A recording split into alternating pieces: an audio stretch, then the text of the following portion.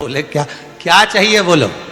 देखिए संबोधन, गरुण घंटी क्यों बजाई जाती है, मंदिर में घंटी क्यों बजाई जाती है, घंटाल क्यों बजाया जाता है, ताली क्यों बजाई जाती है मंदिर के अंदर, कारण क्या है? शंकर के मंदिर में घंटी क्यों बजाई जाती है, शंकर के मंदिर में उस घंटी को क्यों बजाया जाता है, ताली का नाद क्यों करा जाता है, शिव मंदिर में किस लिए करा जाता है? तो लिंग पुराण कहती है कि मंदिर के अंदर या घर के अंदर आप गरुण घंटी जब बजाते हो, घंटी का नाद जब करते हो, तो शिव महापुराण की कथा और लिंग पुराण की कथा, विष्णु पुराण की कथा कहती है मात्र घंटी का नाद कर देने से जितने भूमि पर तीर्थ हैं, जितने साधक साधना कर रहे होते हैं, जितने तपी तप कर रहे होते हैं, जितनी पवित्र नारी स्त्री पतिव्रता धर्म का पालन कर रही होती है, जितने दान पुण्य स्मरण हो रहे होते हैं, उस समय पर जिस समय तुमने घंटी बजाई है, उस पल वो सारे पुण्य घंटी का नाद करते से तुम्हारे खाते में आ जाते हैं, मात्र घंटी का नाद कर देंगे। शंकर जी के मंदिर में जाकर ताली का नाद किया जाता है। ताली का नाद शिव मंदिर में क्यों बजाई जाती है? उसका कारण, उस मंदिर में जितने बैठे होंगे, जो भजन कर रहा, तप कर रहा, साधना कर रहा, अभिषेक कर रहा, पूजन कर रहा, 3 बार ताली बजाने से उनका सारा का पुण्य हमारे खाते में 1 सेकंड में आ गया। और हमें लगता है हम शंकर को रिझा रहे हैं, शंकर को रिझाया, शिव ने तुरंत दे दिया। घर में गरुण घंटी का नाद करना, इसलिए बच्चों को खेलने के लिए घंटी नहीं दी जाती। गरुण घंटी कोई खेलने के लिए नहीं देता, खिलौने दे देंगे, दूसरा सामान दे देंगे, पर गरुण घंटी नहीं देंगे। क्यों नहीं देते? क्योंकि गरुण घंटी का जब नाद करा जाता है तो सबका पुण्य हमारे खाते में आ जाता है। कोई साधारण घंटी बजाना पूजन के समय पर, स्मरण के समय पर, भजन के, इसलिए घंटी भी हर कभी नहीं बजाई जाती, समय समय पर। और आपसे भी निवेदन है, मंदिर में भी जाओ ना तो घंटी का नाद करो तो बड़े प्रेम से करो। ऐसा नहीं कि तुम लेट बजाए जाओ बजाए जाओ बजाए जाओ, ऐसा ही नहीं कि लटकी है तो बजाए जाओ। क्या मतलब? वो घंटी को बजाने के लिए आएगी? नहीं, उसका एक समय, उसका एक संबोधन, उसका एक आनंद। कई मंदिरों में मंदिर का पट बंद हो जाता है, दरवाजा बंद हो जाता है, तो भी लोग घंटी बजा देते हैं। दोष, दोष। भगवान अगर मंदिर में सो रहे हैं, लिखा हुआ है मंदिर के खुलने का समय इतनी बजे से इतनी बजे तक, मंदिर बंद है तो घंटी नहीं बजना चाहिए।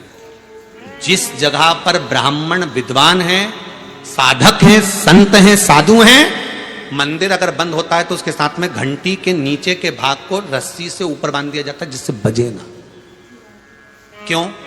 कहते हैं अगर भगवान अगर विश्राम कर रहे हैं, सो रहे हैं, निंद्रावश हैं या पट बंद है, उस समय पट बंद का समय है और घंटी का अगर नाद हो जाए तो कहते हैं 11 ब्राह्मण के भूखे रहने का दोष लग जाता है जीव को, मात्र घंटी बजा देने पर, अगर भगवान विश्राम कर रहे हैं। भगवान विश्राम अवस्था में है, पट बंद है, दरवाजा बंद है और लिखा हुआ है समय, मंदिर खुलने का समय 11 बजे से इतनी बजे तक, मंदिर बंद होने का समय इतनी बजे से इतनी बजे तक, और उस बीच में तुमने तो देख लिया कि पट बंद है, तुम तो आ गए, तुमने तो मन में सोचा हम तो इंदौर से आए, हम तो भोपाल से आए, हम तो वहां से आए, हम तो वहां से आए, और भगवान का मंदिर बंद है तो क्या हुआ, हम तो घंटी तो बजाएंगे, तो बजा ले जा। 11 ब्राह्मण भूखे रहने का दोष तुम्हारे खाते में।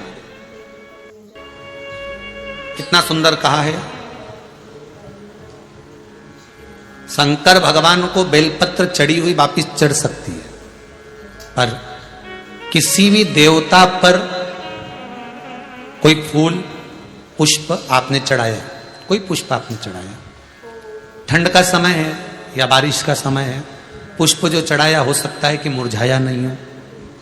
होता है ना ऐसा कभी कभी कि पुष्प मुरझाया नहीं हो, या उसमें ताजगी हो, सुंदर दिख रहा हो, बहुत अच्छा हो, और वो पुष्प चढ़ा हुआ तुमने अगर एक बार उठा लिया, उतर गया, उतरने के बाद फूल कितना भी सुंदर हो, फूल कितना भी ताजा दिखे, पर वो देवता को समर्पित नहीं हो सकता। भले उसमें सुंदरता है। ठंड के दिनों में कई फूल ऐसे भी रहते हैं, भगवान के सामने आपने एक बार चढ़ा दिया, चढ़ाने के बाद वो रखे रहते हैं तो ऐसा लगता है कि बिल्कुल ताजे से दिख रहा है। तो कई माताओं की आदत रहती है उन्हीं फूल से वापिस श्रृंगार कर देती, या उन पुष्प की रंगोली बनाकर भगवान के सामने डाल देती है, पर वो गलत है, वो गलत है। जिस दिए में बाती लगी हुई है, बाती पूरी जल चुकी है, उसकी राख या उसका काला थोड़ा सा भाग दिए के अंदर रखा है और आपने दूसरी बाती रखकर उसको जला दिया, तो वो जलाया गया जो भाग है लक्ष्मी को क्षीण कर देता है। 15 दिन तक व्यापार ठीक नहीं चल सकता। एक बार प्रैक्टिकल करके देखना।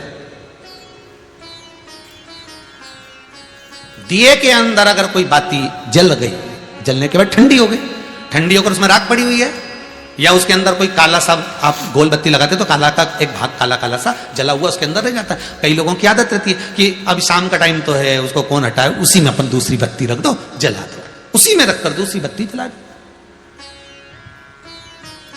भाग उसी में पड़ा हुआ है पुराना, और आपने दूसरी बत्ती अगर रखकर जला दी है, व्यापार होगा, व्यवसाय होगा, या फिर घर में रखा हुआ धन होगा। 15 दिन के लिए वो छिन्न होगा, वो जाएगा। पैसा टिकने वाला नहीं 15 दिन तक, चाहे कुछ भी कर लो, ठीक नहीं चल सकता व्यापार। तुम कितना भी दम लगा लो। कई लोग कहते भी होंगे कि हमारी दुकान तो 8 दिन तो अच्छी चलती है, 8 दिन के बाद नया क्या हो जाता है, 15 दिन अच्छी चलती, 15 दिन के बाद नया जाने क्या हो जाता है। तो उसमें गलती ढूंढो कि हम गलती क्या कर रहे हैं। नहीं तो व्यापार तो अच्छा चल रहा है, ग्राहक भी आ रहे हैं, सब कुछ होता है। जब 15 दिन ग्राहक आते हैं तो 15 दिन क्यों नहीं आते, 8 दिन ग्राहक आते हैं तो 8 दिन क्यों नहीं आते। उसके पीछे तुम्हारा कोई कारण होगा। फिर अपनी गलती को ढूंढो कि हमारी गलती क्या हो रही। तो उसमें आपको वर्णन किया था कि भगवान की बेलपत्री, भगवान का प्रसाद अगर पलंग पर रखा है तो दोषपूर्ण है।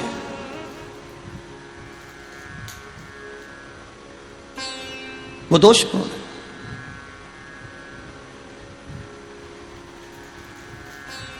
अब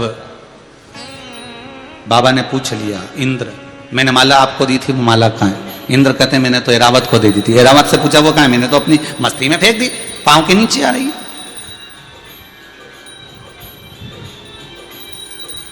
मैं तुझे श्राप देता हूं इंद्र, तो तेरी सत्ता के विमुख होगा।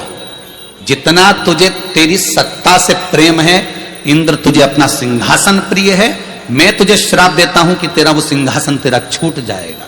माला का अंतर देखिए, जिस माला को आप लेकर बड़े खुश होते हो, वो माला अगर सही जगह नहीं जाती, जिस भगवान की बेलपत्री को लेकर आप खुश होते हो वो बेलपत्री सही जगह नहीं जाती, जिस प्रसाद को लेकर आप खुश होते हो वो प्रसाद अगर सही जगह नहीं जाता तो उसका फल क्या भोगना पड़ता है वो देखिएगा।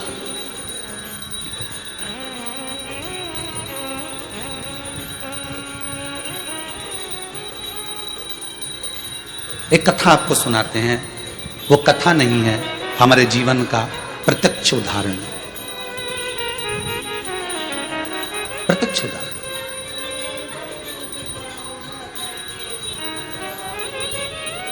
भवानी मंडी में भंवरलाल जी शर्मा रहते हैं, शायद वो कथा सुन रहे होंगे। वो कथा सुन रहे होंगे, ये मुझे विश्वास है। उनका नियम था, हर महीने वो गोवर्धन नाथ जी की परिक्रमा करने जाते थे, और हमारा भी नियम था, हम गोवर्धन नाथ जी की परिक्रमा हर महीने करने जाते थे। कई बार ऐसा योग बन जाता था कि वो परिक्रमा पे हमारी कोई पहचान नहीं है, हमारी कोई जान नहीं है। ये भंवरलाल जी का नाम हमको तो बाद में मालूम पड़ा कि ये भवानी मंडी के रहने वाले, वो भी पूछा उनसे, वो भी रो रहे थे तब पूछा गया। ये हकीकत की कथा, ये कोई कथा किसी पुस्तक से नहीं है, ये प्रमाणित है।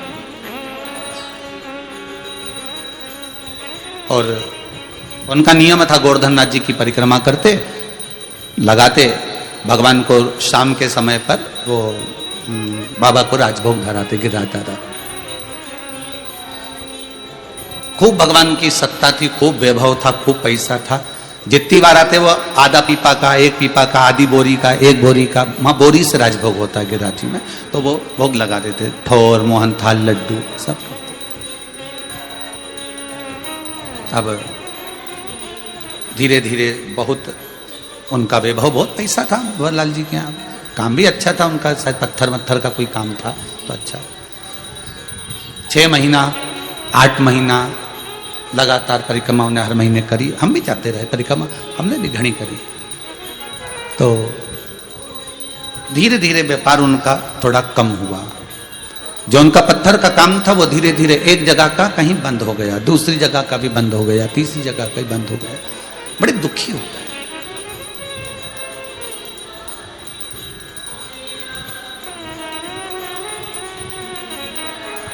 पूंछरी के लोटे के पहले मुकुट शिला थी। उस मुकुट शिला पर हम बैठे हुए थे और ये भैया निकल कर जा रहे थे और आज ये दोनों पति पत्नी की आंख में आंसू भरे हुए थे परिक्रमा करते करते। अब मुख से निकल गया, भैया आप कौन हो, क्यों रो रहे हो? और वो भी गिरिराज दादा की शरण में रो रहे। जब व्यक्ति भगवान की शरण में रहता है, भोलेनाथ की शरण में रहता है, ठाकुर की शरण में रहता है, मेरे कृष्ण की शरण में रहता है, मेरे गोवर्धननाथ जी की शरण में रहता है, मेरे राम की शरण में रहता है, तो उसकी आंख में तो आंसू आना ही नहीं चाहिए। फिर आप क्यों रो रहे? अरे महाराज धोती तो पहने ही थे हम। तो कहा अरे महाराज बहुत पहले की बात है, लगभग हो गए होंगे 8-10 साल, आज याद आई है तो बता दें। अरे महाराज बड़े दुखी हैं, क्या हो गया? हर महीने आते हैं, बाबा बहुत सुनता था, खूब वैभव था, परंतु अब कुछ बचा नहीं है। अब तो भगवान को हम भोग भी नहीं लगा पा रहा, वो स्थिति। फिर भी हम लगाते तो हैं, थोड़ा बहुत जो बन जाता। हमने कहा कुछ नहीं, गिरिराज बाबा से विनती करो, ऐसी दशा क्यों लाकर छोड़ दी? दुख दिया है आपने तो सुख भी तो आप दोगे। आप विनती करो बाबा से कि ऐसा समय क्यों लाए हो, यह समय आखिर किस लिए आया? महाराज विनती तो हम हर बार आते हैं, हर बार करके जाते हैं। पहले परिवार समेत आते थे, अब तो दोनों आ रहे हैं। ठीक है, हाँ हमने देखा है आपको 2-3 बार, आप 2-4 बार परिक्रमा में दिखे हैं, दूध चढ़ाते, भोग लगाते। पर ये दशा क्यों? चल दिया हमारे साथ में, हम भी साथ में चलते चलते पूंछरी के लोटे के अंदर वाले रास्ते से निकलते निकलते जतिपुरा पहुंच रहे हैं। तो उनसे बात करी, क्या करते हो आप यहाँ आते हो? तो हम बढ़िया सुबह ट्रेन से उतरते हैं, बढ़िया नहा धो के होटल आदि में, और भगवान की परिक्रमा करते हैं। दूध वगैरह चढ़ाना है, पूजन करना है, अर्चना करना है, अंग वस्त्र वगैरह सब पहना के शाम के समय बाबा का कुंभड़ा कर दूसरे दिन हम निकल जाते हैं। अच्छा, बस अब इसमें क्या गलती हो रही है ये पता नहीं है। वो गलती कौन सी है?